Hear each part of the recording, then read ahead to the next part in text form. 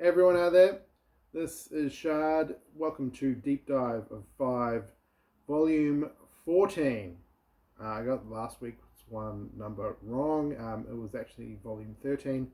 This is Volume 14, so 14th video in this series where I've just I go through my boxes OCDs and grab 5 and just have a quick chat about them. Some obscure stuff, some well-known stuff.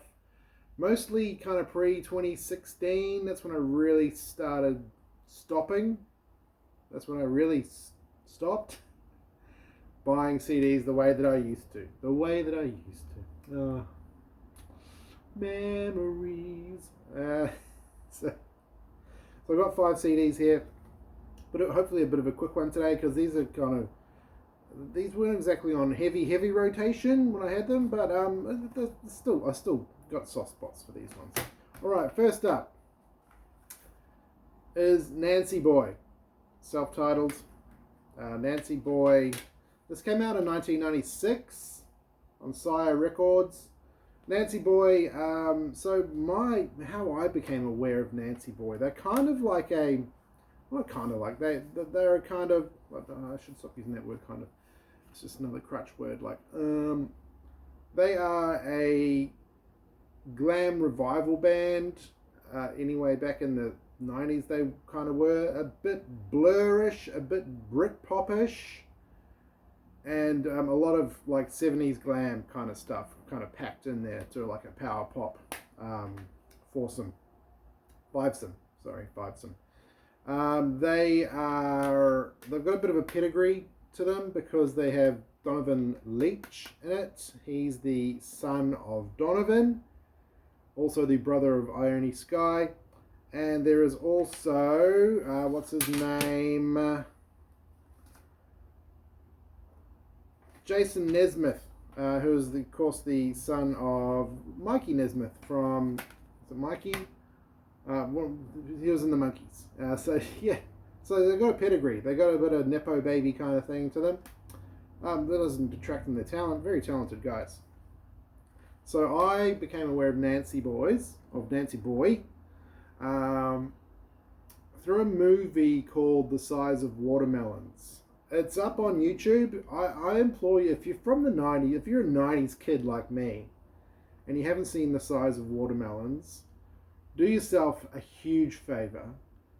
It's one of my favorite, I think, all-time movies. It's got Paul Rudd in it, pre-fame Paul Rudd. Donald Logue is in it. Ione Skye is in it. Marissa Ribera.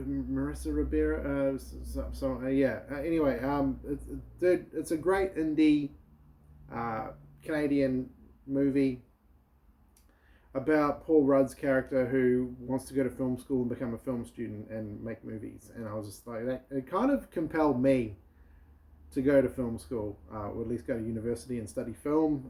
That's what led me to where I am today, which is nowhere special. And I love that movie. I love it. I remember I won a VHS copy of it from a morning show in New Zealand. And I love that movie. Anyway, Donovan Leitch is in it. Ione Skye is in it. And Nancyboy are in it. They do 2 or 3 tracks throughout the movie. Like his friend is in the band, and they go to their shows and they do a couple of songs. And I was like, I didn't mind those songs. And then I saw Nancyboy, the CD. I can't remember where I got this from. It must have been in Hamilton. It must have been in the Tron when I was there for university. And I got it, and dude, it's a solid little album. Is it perfect? No. Is it kind of derivative of what was going on back in 1996? Yes. It very much ties into the time and place. The lead single off it, Johnny Croman's Silver. Dude, it could have been like, it's a Blur song. It could have been a Blur song. Like, it's that simple. But there's some great kind of glam revival stuff on here. Some great power pop. I think they only did 1 album. I'm not too sure. There's very little about them on the internet. I think their video for Johnny Croman's Silver is on YouTube. Check it out and just be like, oh dude, that's Blur. That's Blur. It's a Blur song, but it's kind of weird because it's there's no other song like it on the album. It's not as overtly Blurish as just that one song. So I think is it on Spotify? I'm not sure. I don't think it is. So if you are intrigued, if you go and watch The Size of Watermelons, that is my takeaway from this album. Go and watch The Size of Watermelons with Paul Rudd, and Donald Logue. Paul Rudd has barely aged. Like that meme about him is true. It was done back in like 95, 96. He looks a few years older now, even though it was like 30 years ago. But yeah, great little movie. I want to watch it again now. It's probably not as good as I remember, but hey, it spoke to me in a time and place back when I was coming up, and that's how I got my hands on this CD, Nancyboy, from 1996. James Brown live, Hot on the One. I got this from the local Salvos because I know Vinny's up in Springwood, because I love me a James Brown live album. This is live in Tokyo in 1980. It was a double LP back in the day. It's a fully jam-packed CD, just 71 minutes, 59 seconds. It's like 1 second more and you've filled the CD. And dude, this is a killer album. It's like probably one of his best live albums. A lot of the 60s, 70s stuff, it's it catches him really raw. This catches him like just super smooth, shiny, professional funk soul brother #1, the godfather of soul, hardest working man in showbiz. It's all on display in this album. And yeah, I never really got into James Brown much when I was a teenager. I thought it was old music. It's old music because I was listening to a lot of metal and stuff.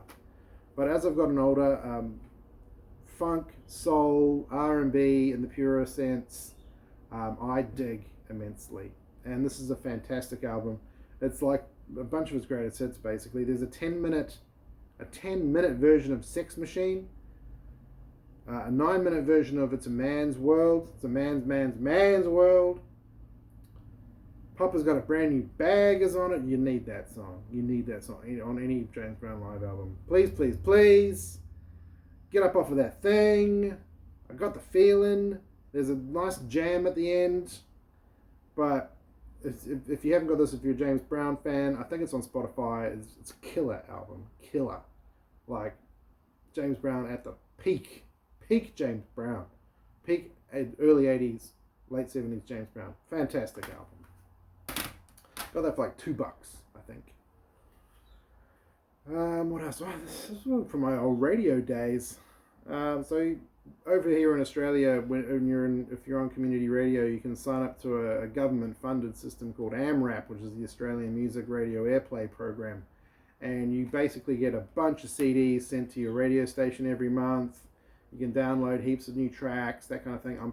It's still going. It's still going. I think it's a wonderful initiative, and I hope they never get rid of it, because when you're working at a radio station, at least when I was, like 10 plus years ago, CDs were still a thing. Downloading, of course, was still a thing, but it was still always awesome to get physical copies and add them to the library, in the studios, and go, hey, play these CDs. These are really good. And this one is from an AMRAP dump that I got one day. It's We Say Bamboulee. Bush Tricks. It's an EP. I think it's got 8 tracks. 1, 2, 3, 4, 5, 6, 7, 8. Yeah, it's an EP. It's the only one they've released. We Say Bamboulee. They're a Blue Mountains based band. I don't know who they are. I've never met them. Like, this is 2010, I think. This came out. And it's a wonderful, like, art pop, electronica album.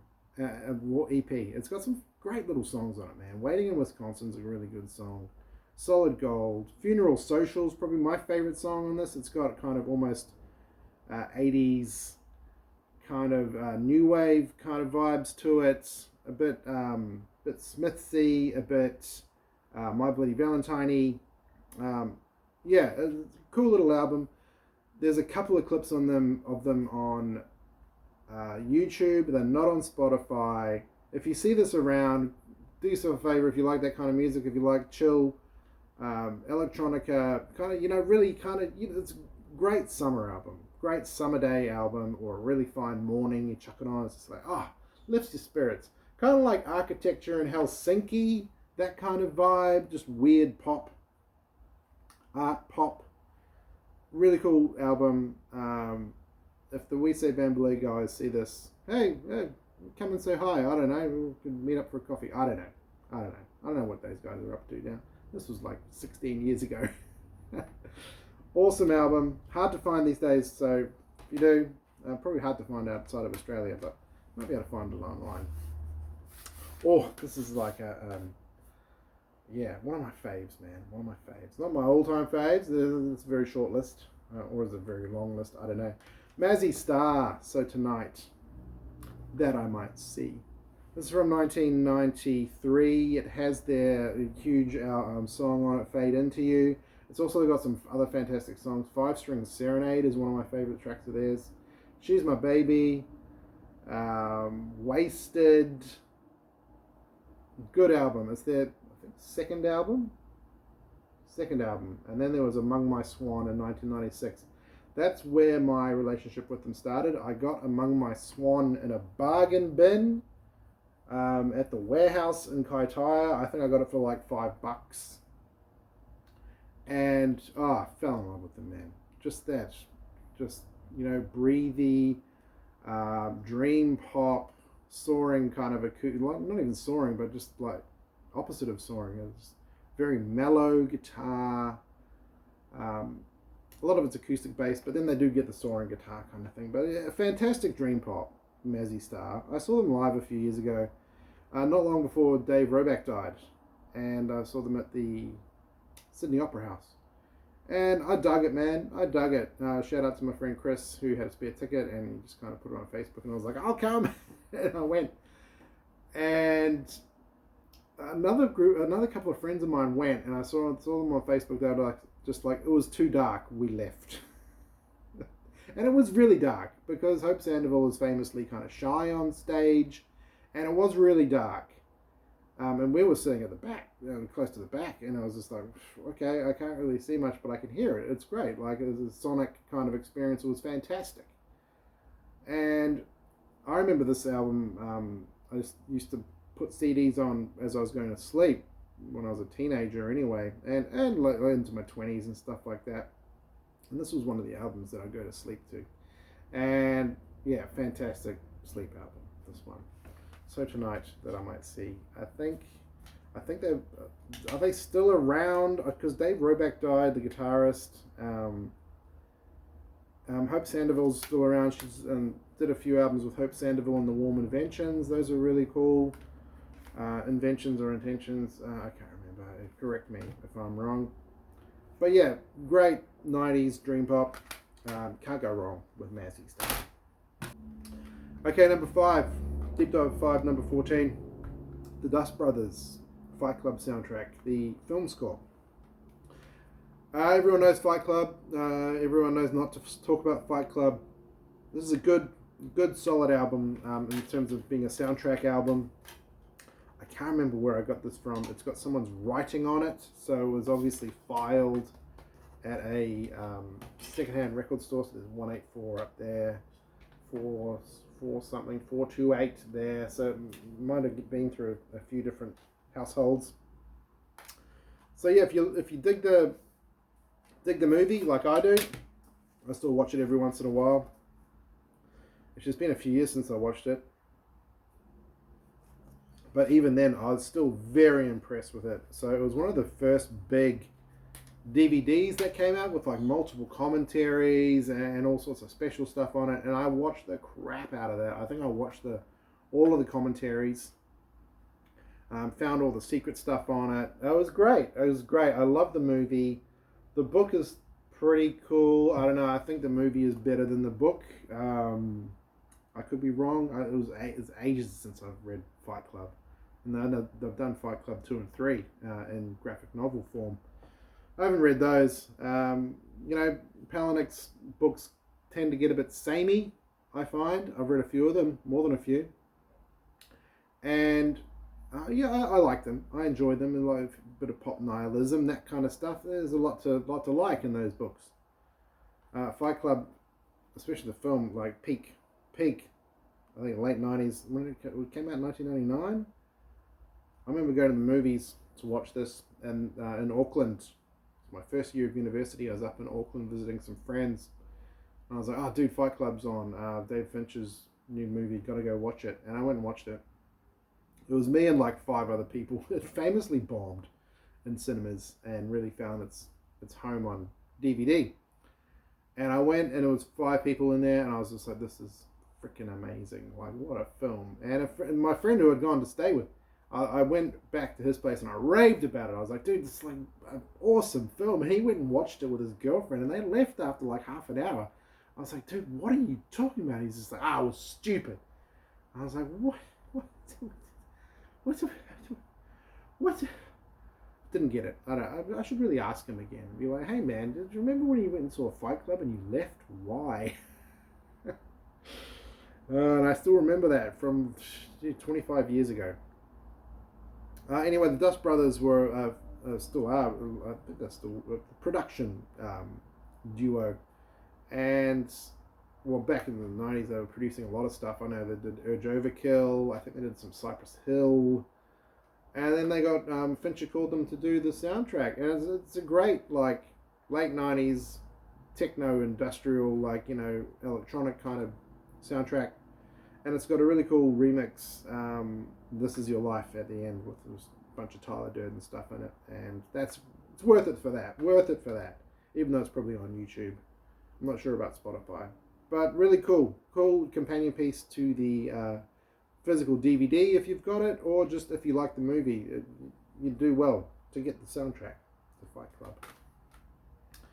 Alright, that's it from me. I'm going to try and splice in some like visuals, like some video footage and stuff like that, as well as the stuff I'm talking about.